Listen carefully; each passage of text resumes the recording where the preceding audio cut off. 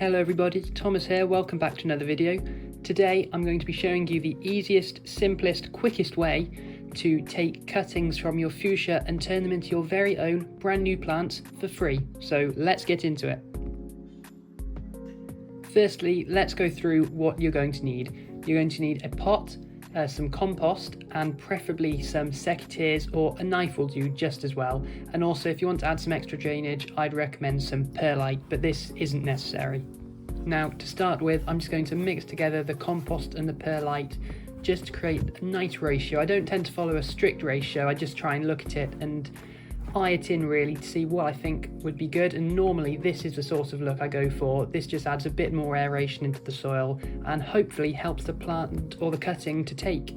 Let's move on to selecting the right branch to take for your cutting. Now, there's a couple of things you want to try and avoid. The first being any branches with flowers on, so ones more like this is what you want to go for. You can obviously snip out any of the little buds, but these lower down branches, which normally just have leaves on, are the perfect ones. So what we're going to be looking for is the nodes, which are located on a fuchsia just below the leaves. There are multiple on the stem, you just need to choose one place to take from.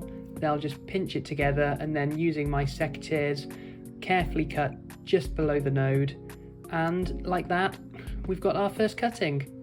If yours looks something like this, then you know you're on track to get some very good cuttings. So now we've got the stem we want to use, there's a couple of things we're going to do. The first is to just clip out the top, to remove the top buds, just to leave the leaves. This prevents the plant putting any excess energy into it, which it really doesn't need to. Then next we're just going to peel off all of the lower leaves. Again, this just helps to prevent the plant having too many leaves, which would cause it potentially not to put the energy into the new roots. And then I'll also just snip out the top to leave this what looks like a mini tree sapling, and we're ready to go. Let's have a look at the pot then. One thing which I like to put at the bottom of it is just a stone or any piece of crock or anything like that. I find this is quite good to help with drainage, so just putting this in, and it also reduces the amount of compost you need. Then I'll just take some of that compost and just gently pat the top to make sure there are not as many air pockets in there. Then I'll go and fill up the watering can, ready to water the pot.